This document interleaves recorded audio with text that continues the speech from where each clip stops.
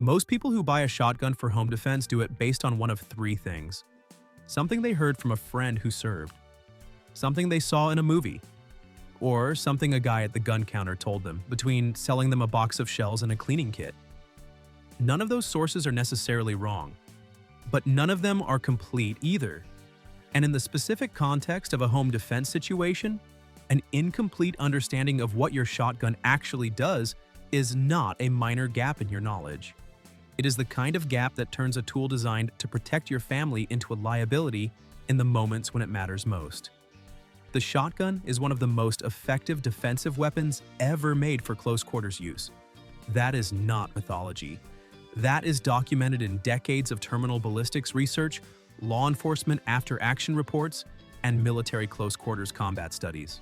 At the distances involved in most home defense scenarios, a properly configured shotgun with appropriate ammunition is genuinely formidable. But the mythology surrounding it, the inherited wisdom passed down through gun culture without being tested against the actual performance data, has produced a set of beliefs that are not just wrong. They are dangerously wrong in specific ways that could cause you to make the wrong choice in the worst possible moment. Today, we are going through 5 of them, not to scare you away from the shotgun, to make you better with the one you own. The first myth is the most persistent and the most dangerous, and it is so deeply embedded in American gun culture that questioning it still generates real resistance. The myth is this: you do not need to aim a shotgun.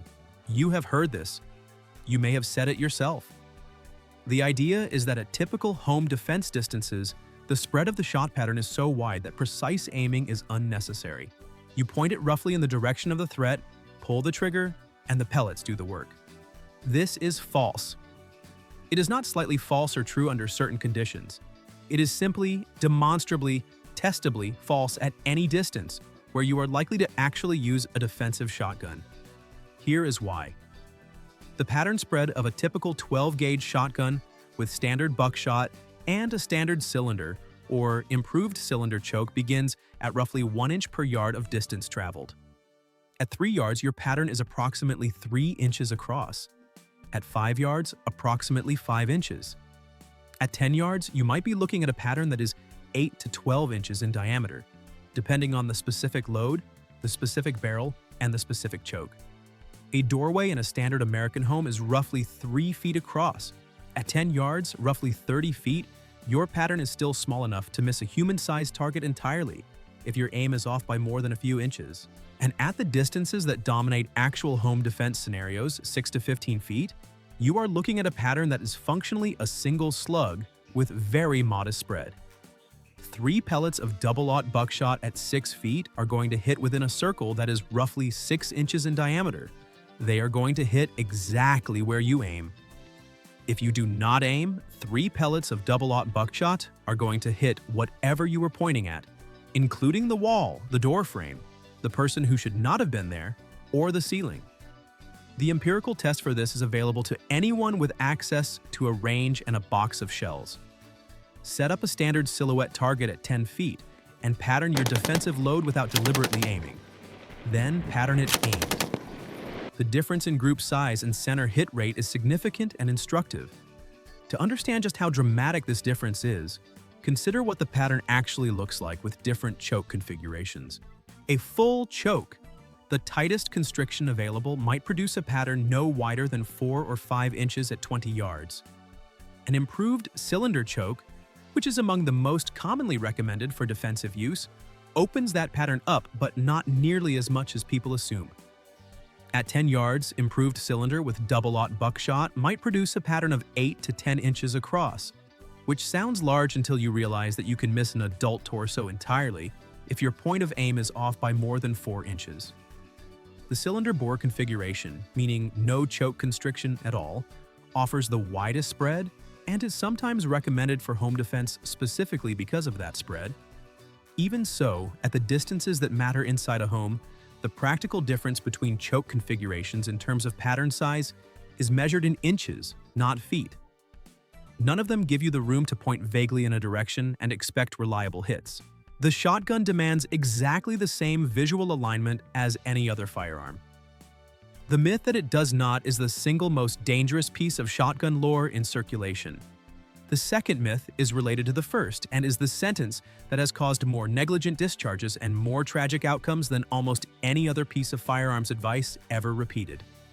The myth is this: all you have to do to stop a threat is rack the slide. This belief has been elevated to tactical doctrine in some circles. The idea is that the sound of a pump-action shotgun being cycled is so universally recognized and so viscerally intimidating that it will cause any intruder or attacker to immediately rethink their intentions and leave. You never have to fire. The sound alone wins the encounter. There are several problems with this. The first is that it assumes your attacker is in a mental state where rational threat assessment is occurring. A significant percentage of home invasion scenarios involve individuals who are under the influence of substances, experiencing a mental health crisis, operating in a state of extreme desperation, or some combination of all three. The sound of a pump shotgun being cycled is not a universal deterrent. It is a contextual one, and the context you are likely to be dealing with in an actual home invasion is not the context in which it is most reliable. The second problem is tactical.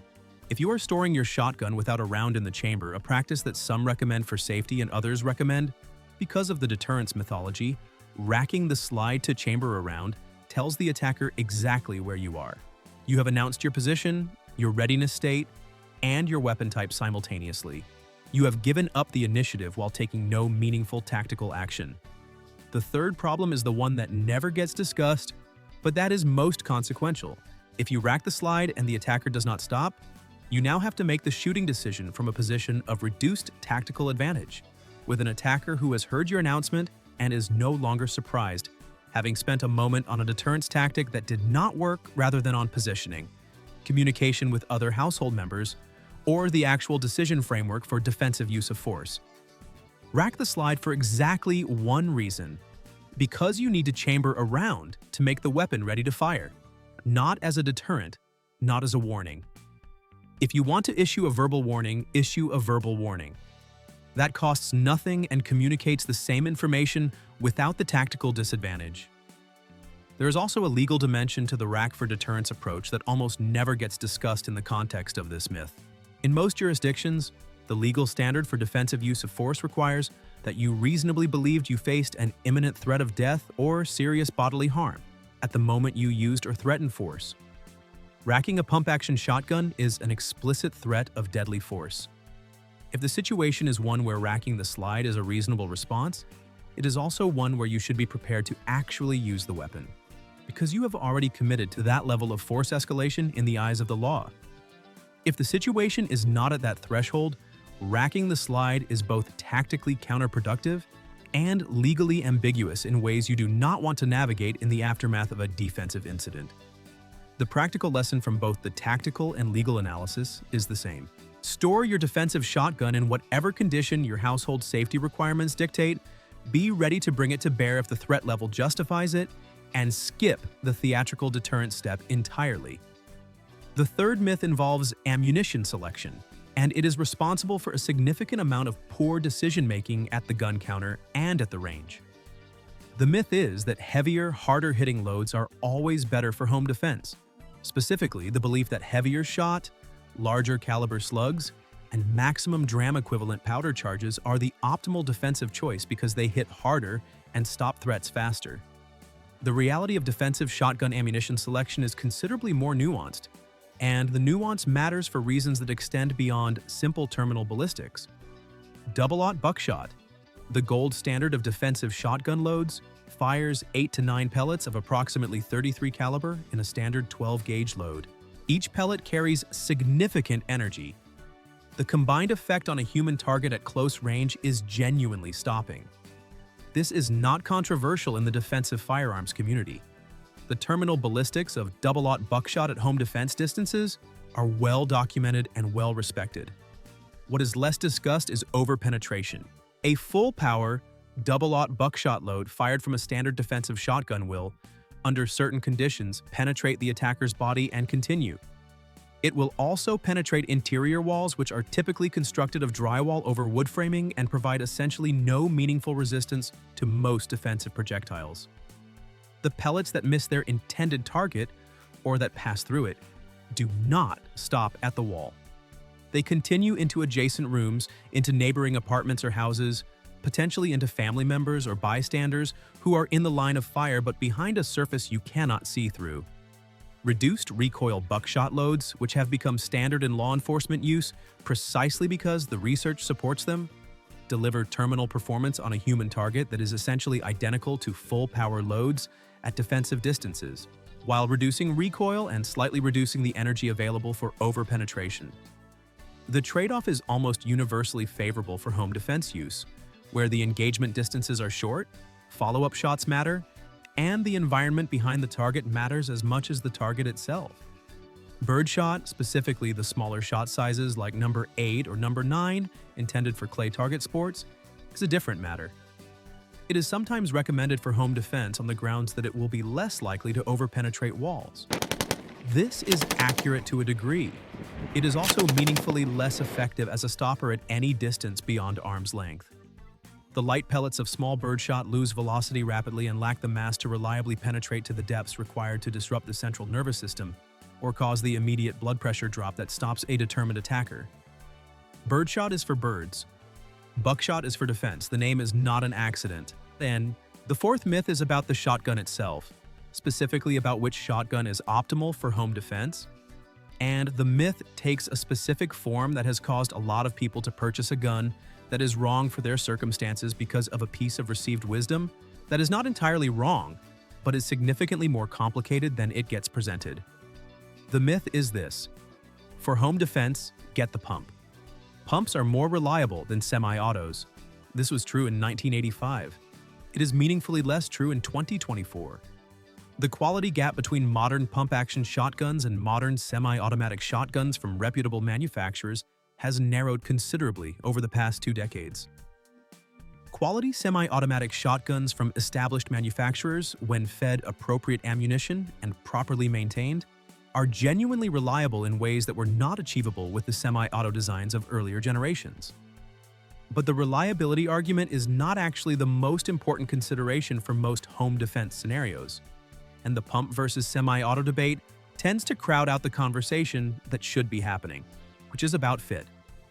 A shotgun that does not fit the person shooting it is worse than a shotgun of inferior design that does fit.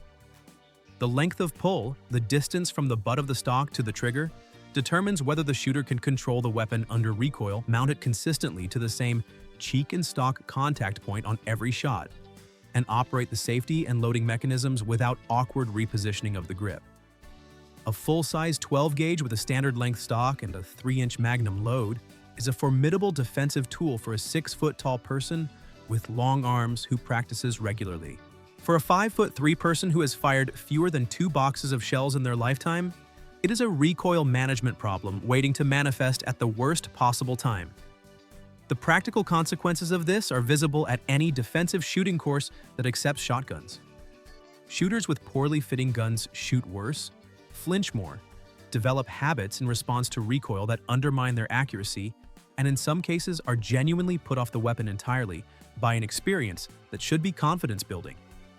The flinch problem deserves particular attention because it is both common and difficult to correct once established.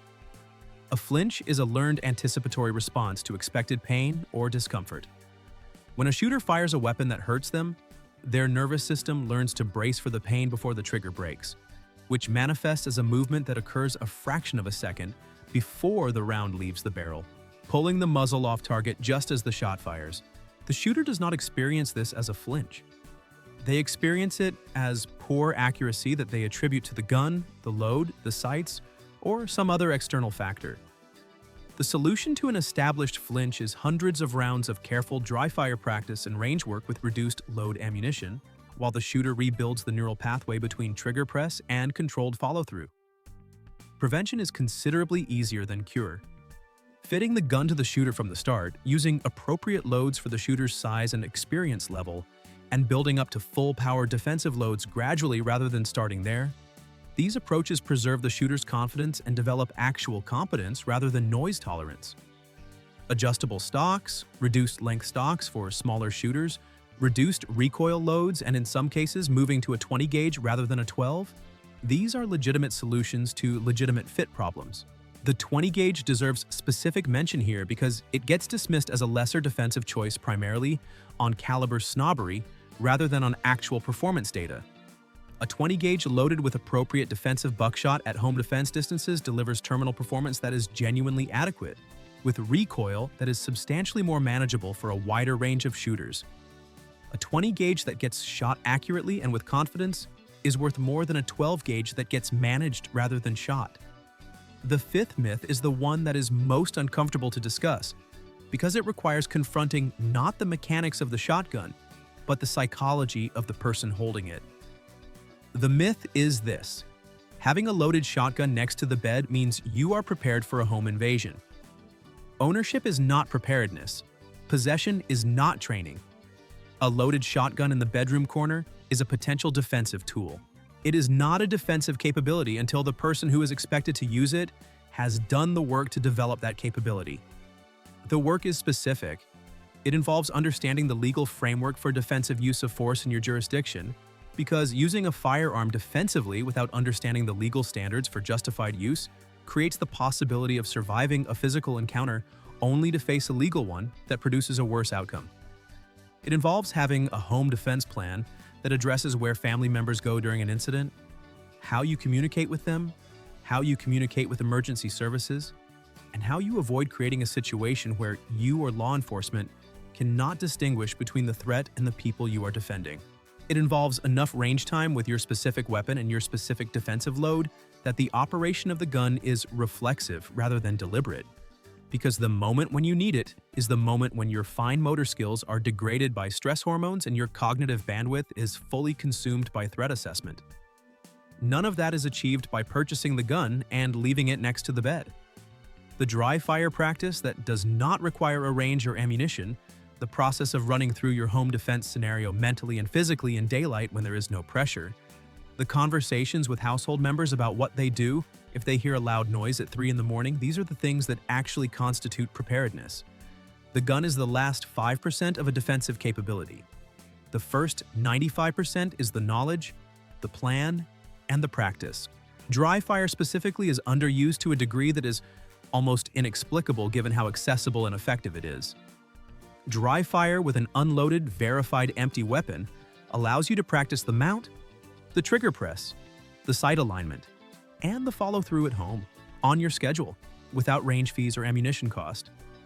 Doing 10 to 15 minutes of dry fire practice 2 or 3 times a week will do more for your defensive capability than a single monthly range trip of the same total time. The neural pathways that produce a smooth, consistent trigger press and a controlled follow-through are built by repetition at low stress, not by infrequent high-stress exposure at the range.